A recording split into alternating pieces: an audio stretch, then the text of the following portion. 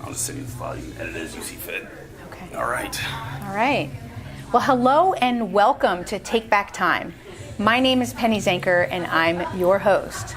And today I am super excited to have Dom Faussette with us. Did I say that right? You did. Dom Faussette, you got it. Dom Faussette. So let's do that again. Okay, Sorry, fair I enough. get it right. Fair enough. Dom Faussette. And you don't go by Dominic, it's just Dom, It's Dom, right? yeah. Okay. My mother calls me Dom. All right, awesome. Hello and welcome to Take Back Time. My name is Penny Zenker and I'm your host. And today we have an exciting guest with us. Dom Faussette is an amazing speaker, and really, I've been impressed with the level of vulnerability and how, he shares his story so freely so that people can connect with, at least this is what I found, with really the challenges that they're having in their life and how they can, how they can take that shift. And so today we kind of wanted to talk about next steps, because sometimes those next steps are really hard. Maybe we're in a place where we're stuck. Mm-hmm. Maybe we're in a place where we want to get to somewhere incredibly big, but it's overwhelming. And so that's our theme for today, next steps. So Dom, tell our audience who you are and what's special about Dom Faussette. Dom Faussette. My name is Dom Faussette. I am a speaker, but before any titles, which to me aren't that important, I'm a person. I am a person that is a son, I'm a father, I'm a husband, I'm a brother, right? And with those titles suggest that there's people that depend on you, right? Yeah. Maybe not financially, but maybe emotionally, or maybe just a good laugh, right? Or leadership.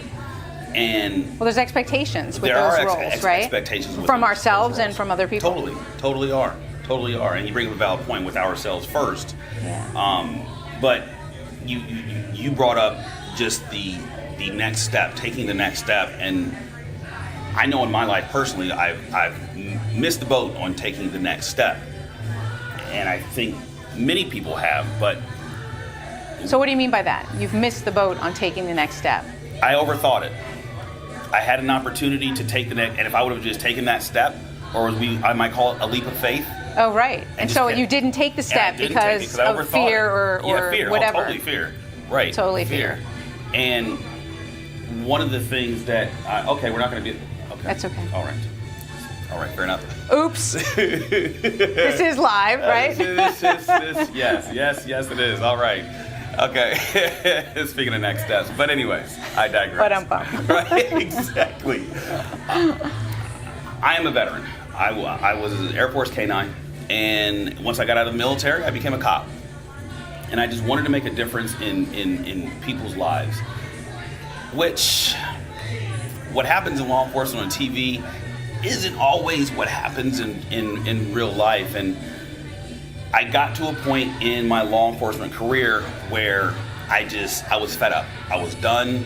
I couldn't feel. I was angry. I was hateful. I was violent, and I was still serving warrants and kicking in doors. Now, hindsight, I say, life's a breach. But while I was kicking in doors and serving warrants, I wasn't wearing a bulletproof vest. And obviously I'm here, so I felt God had a different plan for me, but hindsight, I was in my 20s, I realized if we could go, figure the tripod and give it away. Right, exactly. Oh, man. Okay. All right, here we go. Here we go. Back to what I was saying. This is going to be a good interview. I realized that, let me just explain to you what happens when you breach a door. Intel says, 2 Alpha 5, we got 2 suspects in the house with a gun. And you're like, okay, cool. I was a little crazy at the time, so I suggested I can go into 2 people. Like, I'm good. I have enough skill set in my mind. I thought I did. So I kick in the door, right, a little off, as my sister would say. Without a vest, so it means basically you wanted to die. Basically, that's kind of what that boils down to. Okay, all right. Yes. I didn't want anybody around because I didn't want anybody to see me be taken out. I just wanted to be taken out. Huh. But when you kick in a door and Intel says there's 2 people, a lot of times what happens is there's 2 or 3 more people. So that's 5. Well, when you kick in a door, you don't have the luxury of saying, you know what, guys? I thought there was only 2 of you. Obviously, there's 5. I'll be right back. Let me get somebody. Yes, a couple people, more artillery. Like, that's not an option. So if I can make it through that, right, then there's so many other areas in life that we kick in a door and things don't go our way. But that doesn't mean we retreat. It doesn't mean that we stop. It doesn't mean that we have to ask What a great metaphor. for help or reinforcements. Right. Right. We always think something doesn't go our way, we have to go seek counsel, or we have to go do all of these things. And there's nothing wrong with seeking counsel. But typically, though, the fear makes people retreat. It does. So it's a great analogy. Hold on. Go ahead. It's okay. You can obviously see we're not in the best spot here.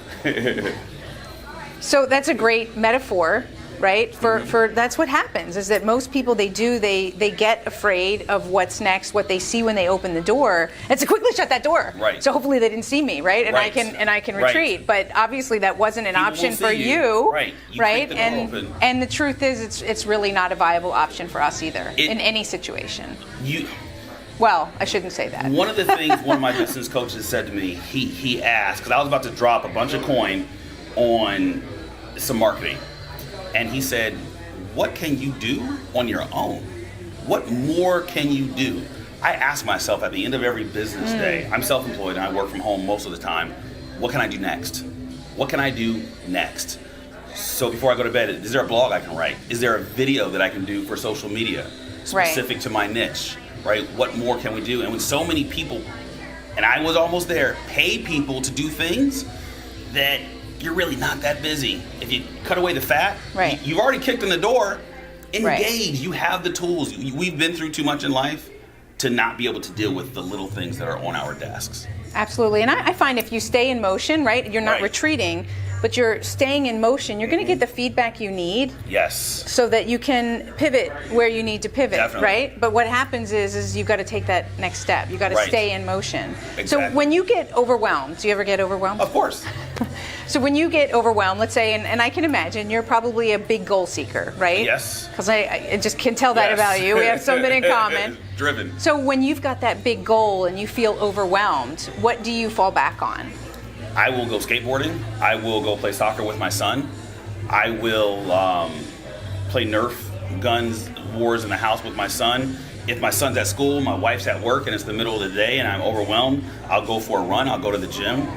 For me, it's to clear your head? Is that what it is? Totally Is just to do something change your different. pattern? It's a pivot, right? Right, pivot. Yeah. Just do something else. Yeah. Well, really what you're doing is you're breaking that when you're in an emotional cycle. Right. We need to break that, otherwise we just continue it and it just gets bigger and the story engulfs us, right? As if we were in a putting ourselves in a bag. It happens. Right. Or I'll watch a comedy. I will literally go from my office and go to a different part of the house, and I'll go to Netflix and I'll turn on a 20-minute comedy skit, watch it, get refreshed, and then I'll go back. And then you go back. Yeah, laughter cures a lot of things. Absolutely, I love laughter. So, one of the things that I talk to people when they're overwhelmed, is to just help them to get perspective. Right. That's one way that you get perspective, and the other way that I do is, like you said, a simple question is I tell them to ask that question that we're talking about today, which is what's next. Is if you just, even though you've got many steps that you want to get to, if you just focus on what's next, then it seems so manageable. It is. Right? It is. It's so much smaller, and if it's too big, then break it down into the very next step, right? And then it enables you. And that very next step might be to clear your head, break your pattern, and then after you come back is to ask yourself, well, what's the very next step? Right. And so that way that keeps us in motion. One of the things that works for me, for some reason we're taught to think 3 to 5 year plan. One of the things that works for me, and not to be morbid, but I don't do a 3 to 5 year plan. I've seen so much death in my life. I might not be here 3 to 5 years, but I'm pretty certain I'll be here for the next 3 to 5 hours. Right. So when I get up in the morning, if I get up at 4 o'clock in the morning, and I do not set my alarm for that, my body's just weird. Right. But if I'm up at 4, okay, Dom, what can I do for 3 hours? I can get up. That sometimes is a task, right? I'm up. Now I can go get some oatmeal, then I can go to the gym and take a shower. Well, that's 3 hours. If I You do all that in 3 hours? Yes. Oh, because yes. you got the gym in there, I got right? the gym Because in there, oatmeal doesn't take that long. No. Take a That's shower. a big bowl of oatmeal. Okay. But in 3 hours, I can do, to me, that's a win. I've already set a goal for the next 3 hours. I've done all 4 things: getting up, eating, working out, and showering, getting ready for my next 3 hours. And in my mind, and this works for everybody, once you win, your endorphins are up. Oh, yeah. You're like, I'm a winner. Dopamine, hello. Right. It's like, what'd you do to win? I don't know. I ate oatmeal and I showered. Right. Like, but it's still a win because you had a goal for that. Totally. And you completed it. Absolutely. So I do 3 to 5 hour plans for my day. Right. Well, that's awesome. 3 to 5 hour plans. Right. I mean, I do this little game with people in some of my workshops that I do, is just to help people see what it's like when they don't set a plan for themselves, when they come in the morning and you don't know what's next. Then you kind of flounder and you waste a lot of time. You do waste a lot of time. But when you're clear what you're going to do, right? If you know that those are the 3 things that you're going to do, like I know some people when they get up, they know that they're going to have their hour of power, and they know that they're going to journal and they're going to meditate, and and they know what it is, they get it done. Exactly. And they feel good. So that's what that's why we're on the topic of what's next, is I want you guys to think about as you're planning your day, as you're planning your week, right? There's different levels of planning. I also am not a big 3 to 5 year planner because everything's different, Everything changes. Our industries change, the environment is changing, but you do need to plan. And because planning sets us up for success, that's a better way of putting that. The energy, the environment, not death. I skipped a whole bunch of things. That's okay. Death happens too. Death happens too. Well, you never know. I've had people in my life that suddenly, passed, and it does create a new sense of urgency. So let's, actually, I like to think about it like that. The way bring it back is that. Create that sense of urgency in yourself to plan and be purposeful about what you're doing and be clear on what's next. Very true. Is there anything else that you want to share with the audience about that theme, about yourself, and then tell us what's going on with you, what you're looking forward to? Specific to the audience, have fun.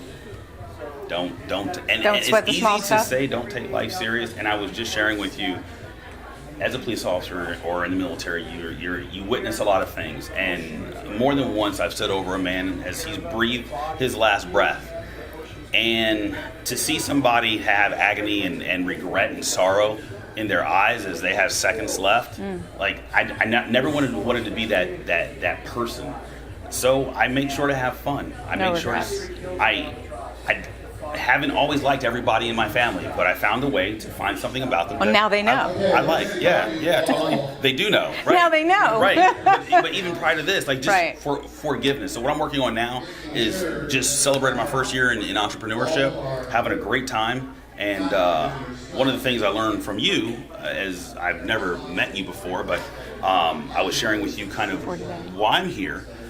And I found that I was comparing my journey, my path, to what maybe a Tony Robbins would do or a John Maxwell. But I'm Dom Faussette. My path is my path. The reason they're successful is because they carved their own path. Was it going to be easy? So I'm carving my own path and coming to the realization that I am Dom Faussette, and that's okay. Awesome. So thank you for that. My pleasure. I mean, compared to what is a really important thing, that we need to compare ourselves to where we are now and be the best version of ourselves and not try to be someone else, because they're in a different place and, like you said, a different path. So you said that beautifully, and I hope that that's a point that you're all going to take with you as you decide what's next. It's not what's next for someone else, it's what's next for you. And thank you, Dom, for being here. It's been great having you here. Likewise. All right. Awesome. Thank you guys for being here. My name is Penny Zenker, and this is Take Back Time. We'll see you in the next episode. Have a good day. Bye, everyone. Ciao. Good timing.